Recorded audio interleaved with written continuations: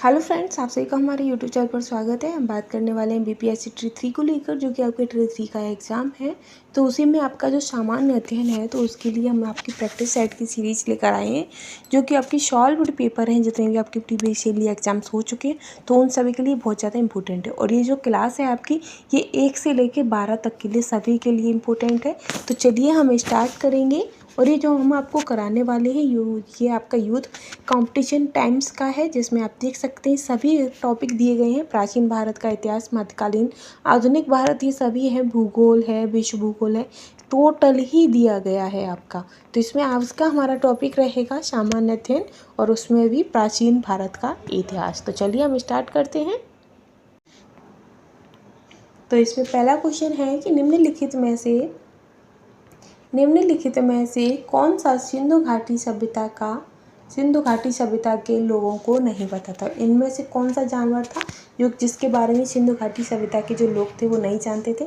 तो इसका आंसर आपका हो जाएगा उपयुक्त में से कोई नहीं। कौन सा आंसर हो जाएगा? उपयुक्त में से कोई नहीं। लेकिन ये इसका आंसर इसमें गलत दिया गया है, क्योंकि जो इसका आंसर रहेगा वो हो जाएगा घोड़ा। क्या होगा? घोड़ा। क्योंकि घोड़ा एक ऐसा पशु था जिसको सिंधु घाटी सभ्यता के लोगों को नहीं पता था। आप देख सकते हैं कि सिंधु घाटी सभ्यता के लोगों को बैल, घोड़ा, हाथी आदि पशुओं के बारे में जानकारी थी। यहाँ तक घोड़े का प्रश्न है तो प्रारंभ में ऐसा माना जाता है कि सैंधव लोग घोड़े से परिचित नहीं थे, किंतु लोथल और सुरकोटदा, कालीबंगा आदि स्थलों से घोड़े की मृण मूर्तियाँ, हड्डियाँ, जबड़े आदि के अवशेष मिले हैं। इससे ये निश्चित हो जाता है कि सैंधव सभ्यता घोड़े से भी परिचित थी। लेकिन जो हमारा बिहार लोक सेवा आयोग है उसने इसका आंसर घोड़ा ही माना है। क्या माना है? घोड़ा। ठीक है, आगे हम चलते हैं नेक्स्ट क्वेश्चन पर। नेक्स्ट क्वेश्चन है आपका कि प्रारंभिक वैदिक काल के दौरान कौन सा शहर प्राचीन मगध साम्राज्य की राजधानी के रूप में कार्य करता था।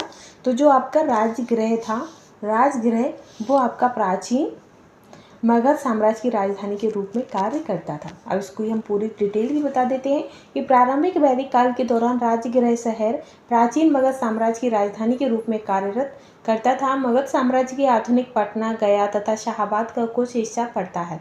बिम्बिसार आपका जो कार्यकाल था बिम्बिसार का, वो 544 ईसा पूर्व से 492 तक था। अजातशत्रु का भी था। फिर ये जो भी है, इन सब में जो सबसे ज़्यादा प्राचीन आपकी जो राजधानी के रूप में जाना जाता है तो वो राजगृह है। ठीक है, आगे हम चलेंगे।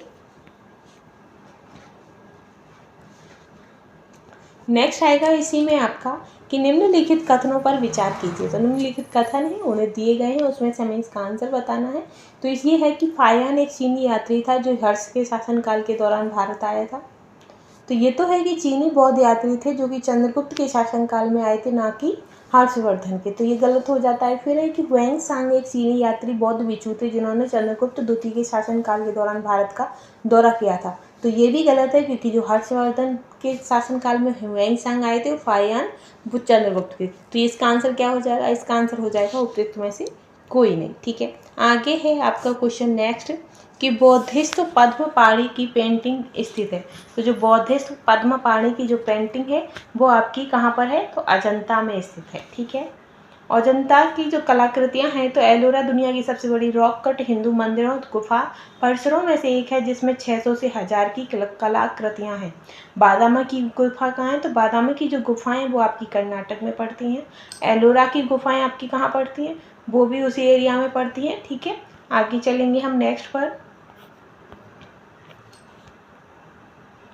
नेक्स्ट है आपका कि भारतीय कला में स्तूप, चैत्य और विहार का निर्माण निम्नलिखित में से किससे संबंधित है। तो जो आपके स्तूप हैं, चैत्य है, विहार है, ये आपके बौद्ध धर्म से संबंधित है। किससे हैं? बौद्ध धर्म से। ठीक है, आगे बढ़ते हैं हम। आगे अब आपसे 16 महाजनपद के संबंध से क्वेश्चन आपका आया है कि मगध एवं अंग के मैदान निम्नलिखित में से किसके हिस्से हैं। तो ये किसके हिस्से थे? तो ये आपके जो हैं वो आपकी मध्य गंगा के हिस्से थे। किसके? मध्य गंगा के। ये जो क्वेश्चन है आपका पेपर तीसरा है और TRE 2 के आपके 2023 में पूछा गया था। ठीक है, आगे है आपका मौर्योत्तर काल से संबंधित भी एक क्वेश्चन आया था आपका कि कौटिल्य किस स्थान में राजनीति विज्ञान और अर्थशास्त्र के प्रधान अध्यापक थे। तो किस जगह पर थे कौटिल्य? तो वो आपके तक्षशिला में प्रधान अध्यापक थे। कौन? कौटिल्य। ठीक है, कौटिल्य। और कौटिल्य ने ही आपके अर्थशास्त्र की भी रचना की है, जिन्हें चाणक्य भी कहा जाता है। आगे क्वेश्चन रहेगा आपका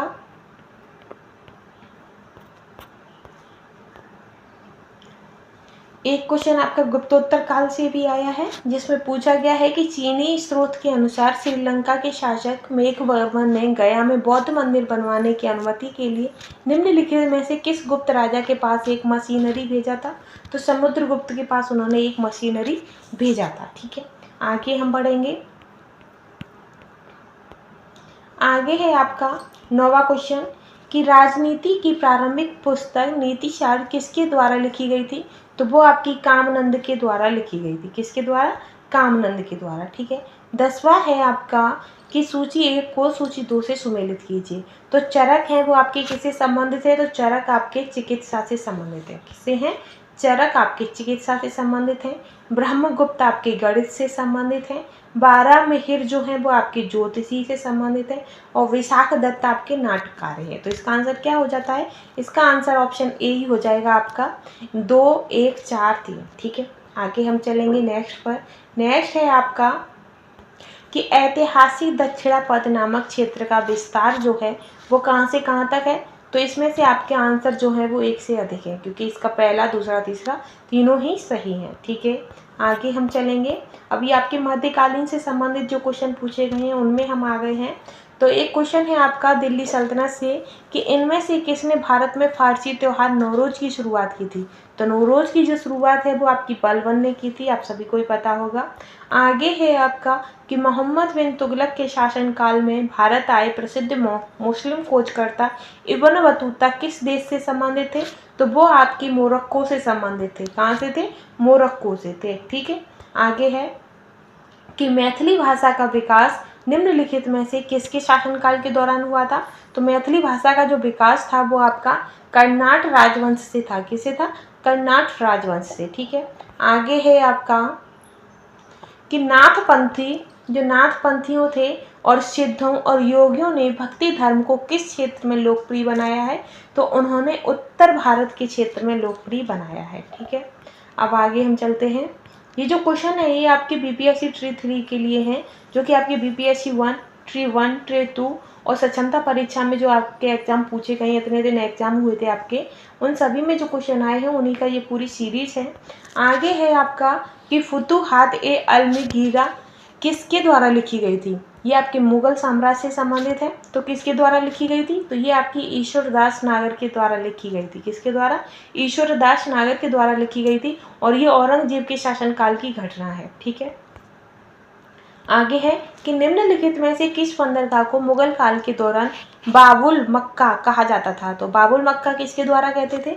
तो वो सूरत को कहा जाता था। किसको?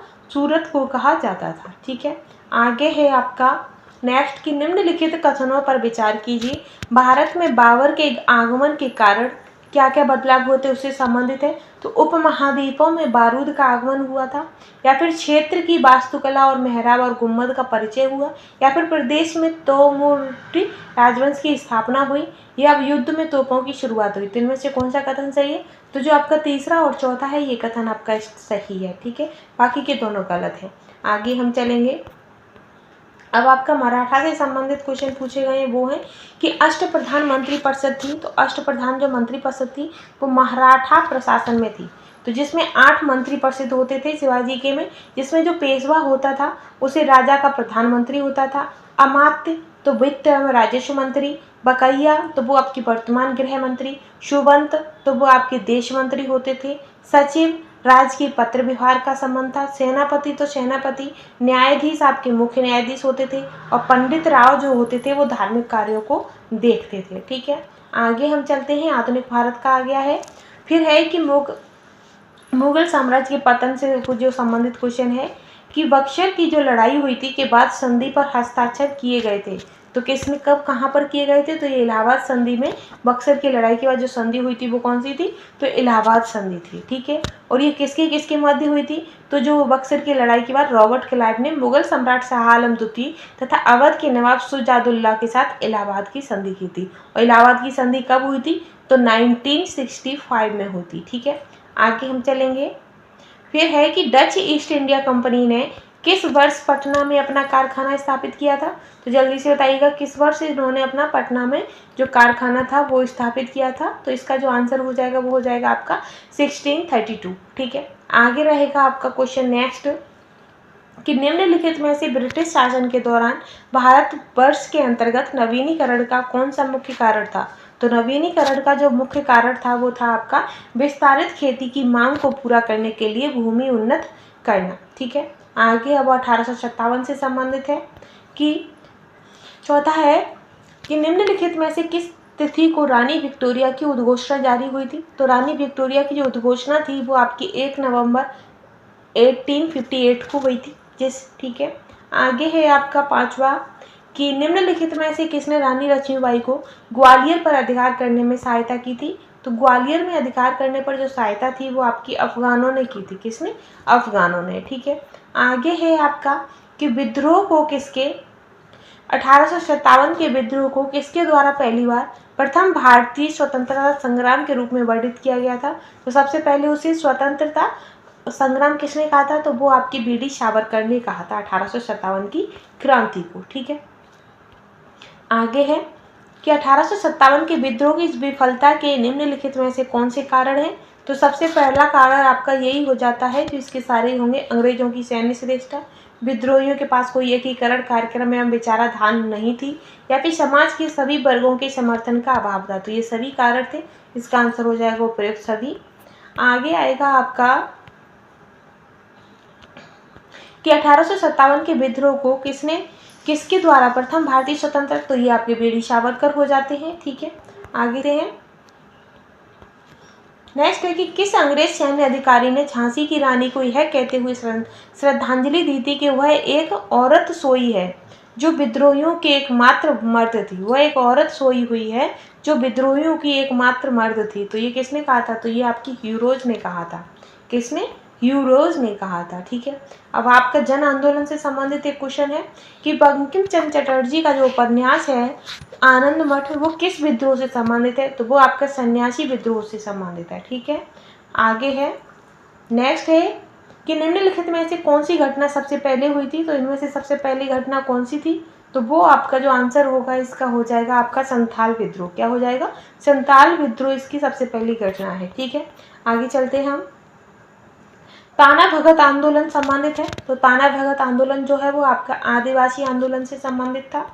ठीक है, आगे है आपका नेक्स्ट कि किसके नेतृत्व में संथाल विद्रोह 1855 से 1856 तक चला था। तो किसके नेतृत्व में, तो इसका आंसर हो जाएगा, इसमें आंसर आपका नहीं है। तो जो आपका ये संथाल विद्रोह था ये सिद्धू और कान्हू के नेतृत्व में हुआ था। कितने कौन कौन? सिद्धू और कान्हू। ठीक है, आगे चलेंगे हम। 14 है आपका कि निम्नलिखित में से कौन सा विद्रोह आंदोलन लंबी दाढ़ी रखने पर कर लगाए जाने के कारण हुआ था। तो वो आपका जो बहावी आंदोलन था वो लंबी दाढ़ी रखाने के कारण हुआ था। ठीक है, आगे है अब ये भारत में शिक्षा के विकास से संबंधित जो क्वेश्चन पूछे गए हैं वो हैं कि कलकत्ता में 1817 में कलकत्ता में हिंदू कॉलेज की स्थापना किसने की थी। तो हिंदू कॉलेज की जो स्थापना थी कलकत्ता में वो आपकी डेविड हेयर ने की थी। ठीक है, आगे है कि वुड के 1854 की प्रेषण के संबंध में निम्नलिखित कथनों पर विचार कीजिए। तो आपके दोनों ही कथन सही होंगे। इसने उच्च अध्ययन के लिए शिक्षा के माध्यम के रूप में अंग्रेजी की सिफारिश की थी और इसने महिला शिक्षा और व्यावसायिक प्रशिक्षण पर जोर दिया था। तो इसका आंसर दोनों हो गया है। आगे आपका आता है द व्हील्स ऑफ हिस्ट्री नामक पुस्तक किसके द्वारा रचित है। द व्हील्स ऑफ हिस्ट्री, तो जो ये पुस्तक है ये आपकी किसके द्वारा रचित है।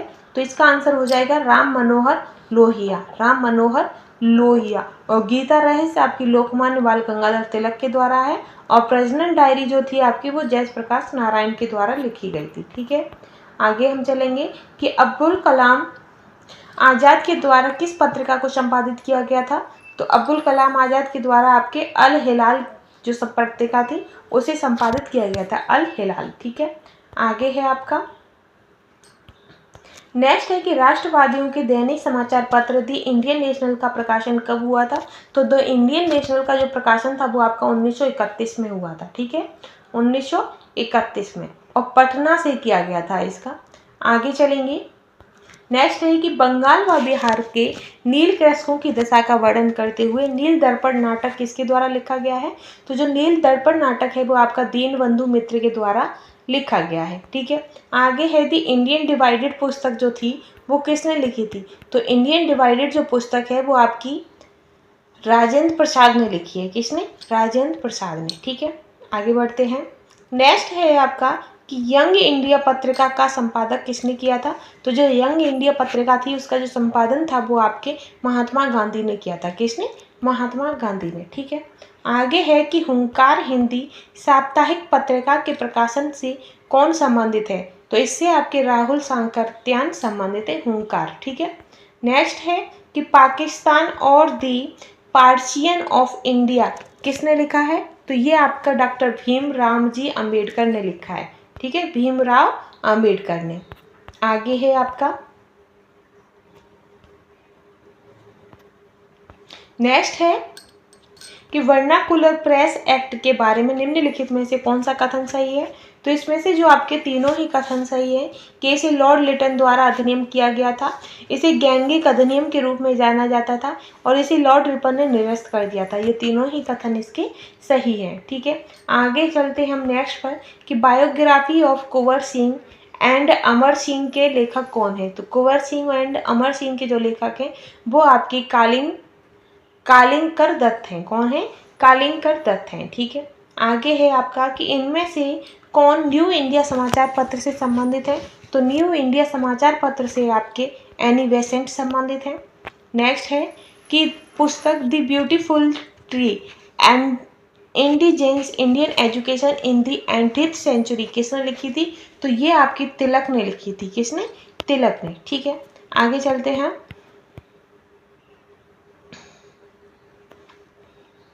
नेक्स्ट है कि मॉन्टेस्क्यू ने सरकार के अंतर्गत विधायिका, कार्यपालिका और न्यायपालिका के मध्य शक्तियों का विभाजन निम्नलिखित में से अपनी किस पुस्तक में प्रस्तावित किया है? तो जो आपकी पुस्तक थी the spirit of the laws में इसमें प्रस्तावित किया गया था। ठीक है, ये जो सारे क्वेश्चन है आप देख सकते हैं कि वीपीएससी स्कूल टीचर जो आपका है वो 2023 का पेपर है ये। ठीक, ये सारे आपके जो अभी प्रीवियस में जो आपके एग्जाम हो गए हैं, शिक्षक संबंधी एग्जाम जो हुए उन्हीं से संबंधित सारे क्वेश्चन हैं आपके। Mahatma Gandhi and Bihar some reminiscence पुस्तक के लेखक कौन है? तो इसके जो लेखक हैं वो आपके राजेंद्र प्रसाद हैं। और राजेंद्र प्रसाद कहाँ के थे? तो ये आपके बिहार के ही हैं। ठीक है, आगे है कि निम्नलिखित युग्मों में से कौन सा सही सम्मिलित नहीं है? तो जो आपका उपयुक्त में से कोई भी नहीं। कौन सा? ये बहुत सारे हैं जो सही सम्मिलित नहीं है, क्योंकि जो यंग इंडिया है उसके संपादक गांधी जी ने किया था। ठीक है, और एडवोकेट जो दादा भाई है वो दादा भाई नौरोजी ने, और यंग इंडिया महात्मा गांधी ने, और वी.आर. मालती। तो ये आपका इंस्पेक्टर जो सुरेंद्रनाथ बनर्जी, ये आपका गलत है। तो ये इस तरीके से आपकी इसमें 2-3 गलत है, इसलिए जो इसका आंसर है वो ऑप्शन डी इसका करेक्ट हो जाता है। ठीक है, आगे हम चलते हैं। नेक्स्ट है आपका कि निम्नलिखित कथनों में से कौन सा सही है? तो इनमें से जो आपका सुभाष चंद्र बोस ने द इंडियन स्ट्रगल का लेखन किया था, ये कथन आपका सही है, बाकी के आपकी गलत है। आगे आप बात करने वाले हैं 19वीं शताब्दी में सामाजिक एवं सांस्कृतिक जागरण। तो इससे संबंधित भी जो क्वेश्चन आंसर आपसे पूछे गए हैं वो देखते हैं हम। आर्य समाज की स्थापना किसने की थी? तो आर्य समाज की स्थापना आप सभी को पता होगा स्वामी दयानंद सरस्वती ने की थी। और कब? तो 1975 में की थी। आगे है आपका कि भारत में सेल्फ रिस्पेक्ट मूवमेंट किसने प्रारंभ किया था?